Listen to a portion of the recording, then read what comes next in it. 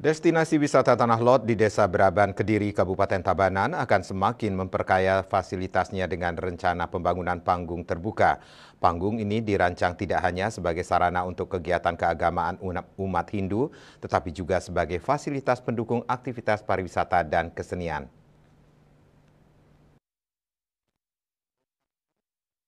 Pembangunan ini diharapkan menjadi daya tarik baru yang menggabungkan keindahan alam dengan kekayaan budaya Bali.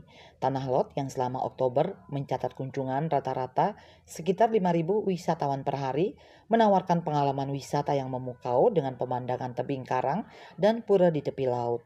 Melalui panggung terbuka ini, para pengunjung dapat menikmati suasana berbeda dengan menyaksikan latihan-latihan seni yang akan diadakan rutin oleh berbagai sanggar seni lokal.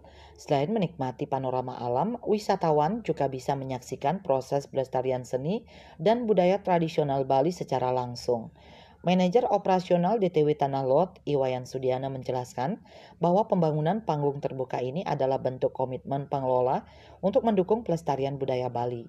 Pihaknya ingin budaya lokal terus hidup dan dikenali oleh generasi muda serta wisatawan.